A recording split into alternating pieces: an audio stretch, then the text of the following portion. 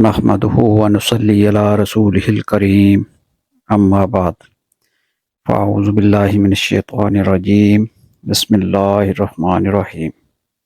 آج کی ویڈیو میں ہم رسول اللہ صلی اللہ علیہ وسلم کی ہدایات پر بات کریں گے جو ہمارے ایمان اور عمل کی بنیاد ہیں۔ ہم حضرت ابن عمر رضی اللہ تعالیٰ عنہ، حضرت انس رضی اللہ تعالیٰ عنہ، حضرت ابو ہریرہ اور حضرت سفیان بن عبداللہ ثقفی رضی اللہ تعالیٰ عنہ کی روایات سے کچھ اہم نکات پر روشنی ڈالیں گے۔ ان احادیث کے ذریعے ہم جانیں گے کہ اللہ کے نزدیک حقیقی مسلمان کون ہوتا ہے اور ہمیں جنت کی راہ پر کیسے گامزن ہونا چاہیے۔ تو چلیں شروع کرتے ہیں۔ حضرت ابن عمر رضی اللہ تعالی عنہ بیان کرتے ہیں، رسول اللہ صلی اللہ علیہ وسلم نے فرمایا، مجھے لوگوں سے قتال کرنے کا حکم دیا گیا ہے حتیٰ کہ وہ گواہی دیں کہ اللہ کے سوا کوئی معبود نہیں اور یہ کہ محمد صلی اللہ علیہ وسلم اللہ کے رسول ہیں، اور نماز قائم کریں اور زکوٰۃ دیں۔ جب ان کا یہ طرز عمل ہوگا تو انہوں نے حدود اسلام کے علاوہ اپنی جانوں اور اپنے مالوں کو مجھ سے بچا لیا اور ان کا حساب اللہ کے ذمہ ہے۔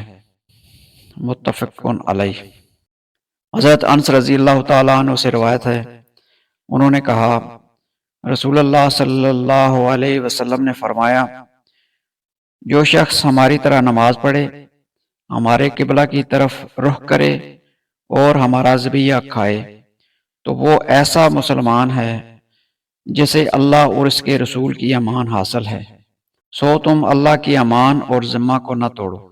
رواہ بخاری۔ حضرت ابو ہریرہ رضی اللہ تعالیٰ عنہ بیان کرتے ہیں، ایک دیہاتی نبی کریم صلی اللہ علیہ وسلم کی خدمت میں حاضر ہوا تو اس نے عرض کیا، مجھے کوئی ایسا عمل بتائیں جس کے کرنے سے میں جنت میں داخل ہو جاؤں۔ آپ نے فرمایا، تم اللہ کی عبادت کرو اور اس کے ساتھ کسی قسم کا شرک نہ کرو، فرض نماز قائم کرو، زکوٰۃ ادا کرو اور رمضان کے روزے رکھو۔ اس نے کہا، اس ذات کی قسم جس کے ہاتھ میں میری جان ہے، میں اس میں کوئی کمی بیشی نہیں کروں گا۔ جب وہ چلا گیا تو نبی کریم صلی اللہ علیہ وسلم نے فرمایا، جس شخص کو پسند ہو کہ وہ جنتی شخص کو دیکھے تو وہ اسے دیکھ لے۔ متفق علیہ۔ حضرت سفیان بن عبداللہ ثقفی رضی اللہ عنہ بیان کرتے ہیں، میں نے عرض کیا، اے اللہ کے رسول، مجھے اسلام کے متعلق کوئی ایسی بات بتائیں کہ میں اس کے متعلق آپ کے بعد کسی سے نہ پوچھوں، اور ایک روایت میں ہے کہ آپ کے سوا کسی سے نہ پوچھوں۔ آپ صلی اللہ علیہ وسلم نے فرمایا، کہو میں اللہ پر ایمان لایا، پھر ثابت قدم ہو جاؤ۔ رواہ مسلم۔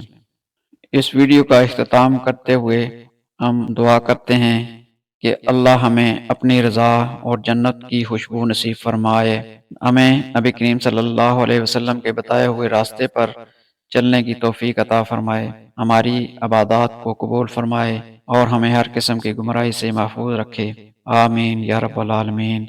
السلام علیکم ورحمۃ اللہ وبرکاتہ۔ وآخر دعوانا ان الحمد للہ رب العالمین۔